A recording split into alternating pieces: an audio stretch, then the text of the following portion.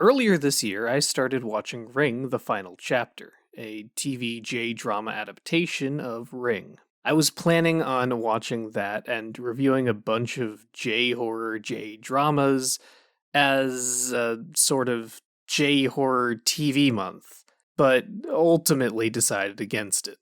You see, The Ring, the TV series, is really just boring. So boring that I wasn't ready to sit and watch 12 episodes plus its sequel series based on Rasen, a movie that I already didn't like. Despite all expectations, a good J-horror movie does not necessarily translate into a good J-horror J-drama. Well, at least The Ring couldn't make the jump. But what about its ever-persistent rival, Ju-on? See, that's a different story entirely. Ju-on: Origins has been a critically divisive series. People seem to either absolutely love it or completely hate it. And the latter group is just one I can't understand. To me, this series was a breath of fresh air in a franchise that had long since stagnated. But why was it that some people seemed to get the most out of this series, while others got the least? Did my brain just work better? Yes. But I also want to explore the reasons why this media didn't really jive with a certain group. Because being a fan, and now having researched into the series' background, I think that this was almost set up to fail. What Ju-on Origins is not an origin story. What Ju-on Origins is a love letter to J-horror.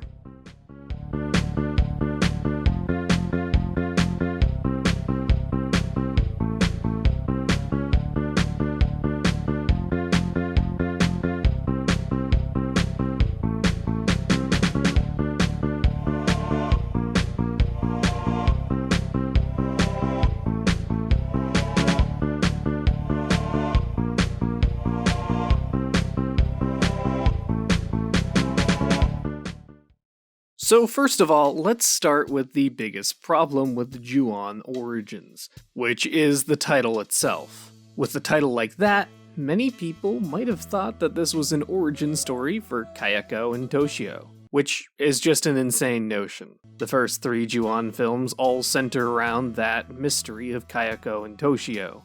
Their background is a focal point in those films. So it would have made little to no sense to produce an entry where both of them were alive, since we already kind of know how that story goes. But if this isn't an origin story, why call it Ju-on: The Origin? Well, that's the thing. In Japanese, this series doesn't have origins stapled to it. Instead, the series is called Noroi no Ie, or literally Curse of the House. I'll get to why that's more accurate in a minute, but first I want to talk about how American Netflix went with an even more generic subtitle. Just call it Ju-on Ghost House, 123 Spooky Street, or literally anything else than Origins. Do you realize how many shitty horror movie prequels already use Origin as a subtitle? So the title alone puts the series off to a bad start for a lot of viewers, but I don't think that's all it had going against it. There were also things that were completely out of its control. Kayako and Toshio are probably up there with Sadako, Freddy, and Jason in the pantheon of horror movie icons.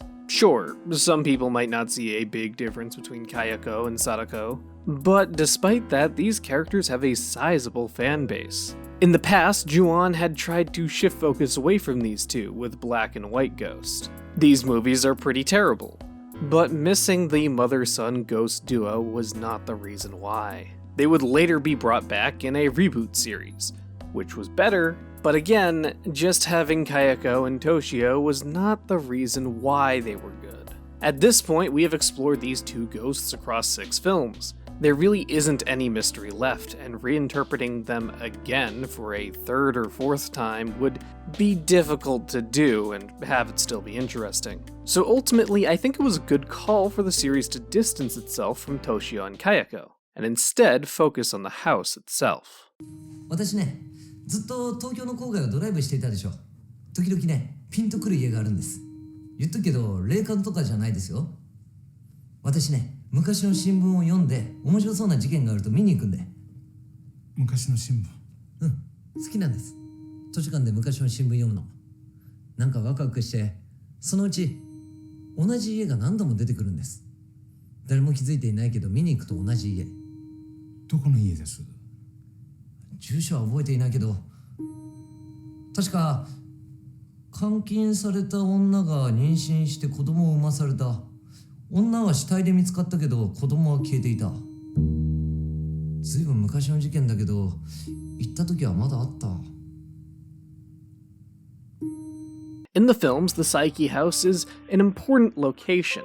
Despite appearing very mundane, it was almost a character in and of itself. And this series finally lets the cursed house shine by essentially making it the main antagonist. The rules are basically the same. You enter the house and you get cursed. You die or you have some weird shit happen to you. But instead of being killed by a vengeful spirit of an abused woman, these victims are tormented psychologically until they finally snap.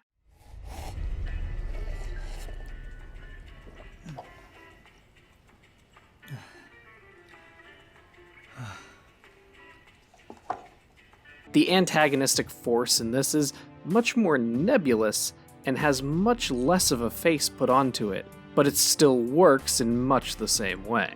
Generally, in horror movies, curses are visualized through something such as a spirit that humans have to fight. To put in extreme terms, though, this conceptually separates the world of the living with one of the dead. This simplicity is what attracts the masses entertainment-wise, but Takahashi-san's script is completely different and takes the element of the curse to another level. So while I understand people wanting to see familiar faces again, the much more abstract nature of the house's curse gives the series intrigue, instead of it just being a retread of a story that's been told across countless films at this point. The last common complaint that I see is that the series is boring, to which I would just say, no? In general, people seem to be bored or confused by the story, and I understand the latter more than the former. There's a lot of story threads going on all at once. It isn't neatly structured into chapters like the films. A chapter structure would have been pretty easy and interesting to do in a TV series, but I don't think it was necessarily a mistake not to go in that direction. Instead, the show has an almost ensemble-like setup, with a few story threads running throughout the entire series, and other plot lines branching out from them. This, along with how the series was shot, reminded me much more of a drama or a thriller movie than typical J-horror, which actually makes sense. The person I quoted earlier was the show's director, Sho Miyake, most known for happy J-dramas rather than terrifying J-horror. Sho Miyake is known for his ability to depict real life and human drama, not horror. In fact, he had never made a horror film until now. But with horror films, a thorough portrayal of the human element is becoming increasingly important in satisfying audiences. That's the impression that I get out of watching recent American horror films like Jordan Peele's Get Out and Us. I feel like acting and performances are becoming a much bigger part of the horror genre. Those words of praise come from screenwriter Hiroshi Takahashi, who was a major player in the J-horror scene. While he doesn't have the strongest connection to the Ju-on franchise, what Takahashi is most known for is adapting Ring into a screenplay. It's clear that Miyake and Takahashi had their own idea of what the series should be, and that didn't necessarily line up with expectations of a typical Ju-on entry. So, if these were the expectations placed on Ju-on: The Origin, then what did it ultimately end up delivering?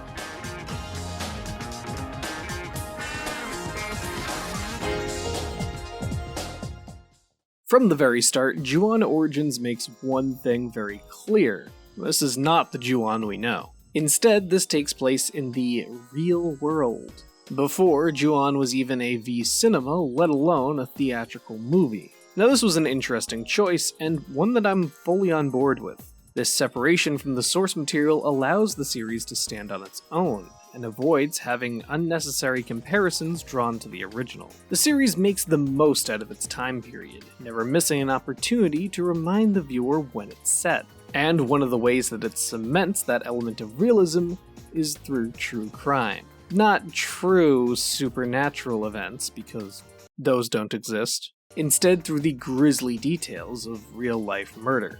Every time someone turns on a TV in this show, it just happens to be reporting some of the most gruesome stories that have ever happened in Japan.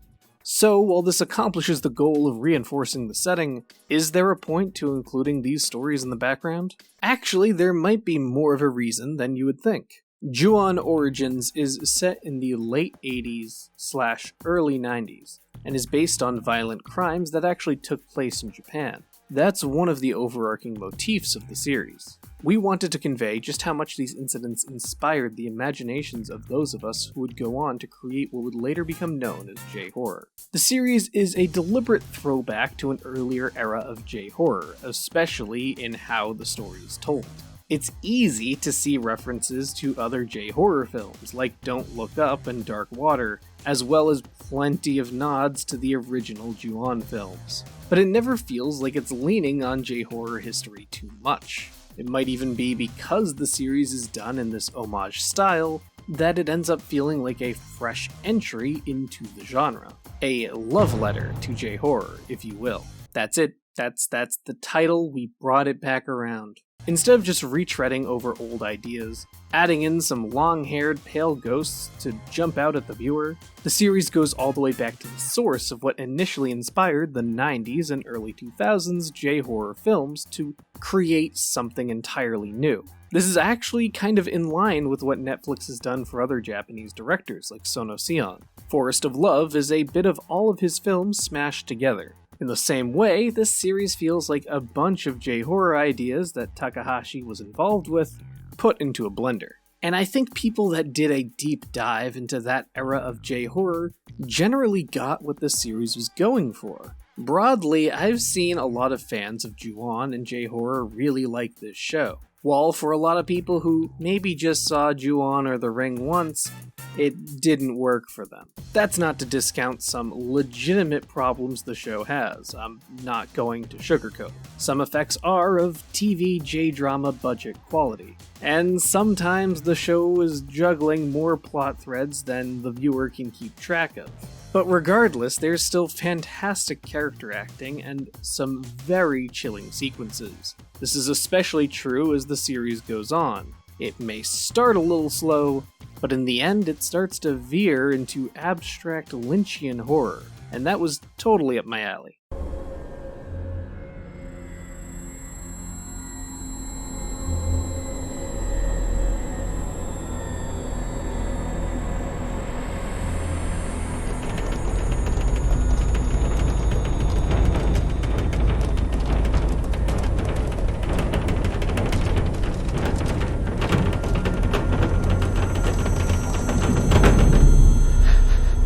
Before Ju-on the Netflix came out, I had written off this franchise. After seeing a total of 12 movies across 2 countries, I really figured there wasn't anything new that could be done. But this series proved me wrong, and potentially opened up whole new possibilities for the franchise to grow. And the ironic part is that it took the screenwriter of Ring to make a good Ju-on series. Ultimately, I think Ju-on's Spooky House is well worth your time if you're a fan of J-horror. If you go in with the right expectations, there's a lot to like about the series. So if you haven't seen it, Ju-on the Origin is required viewing for the spooky season. If you have seen it, and you don't like it, tell me why. I probably won't listen to you. If you have seen it, then, I don't know, go rewatch the originals or something. And now that we've explored an homage to early J-horror, we'll be looking even further back in the genre's history. Back to the origin of one of Japan's most iconic characters.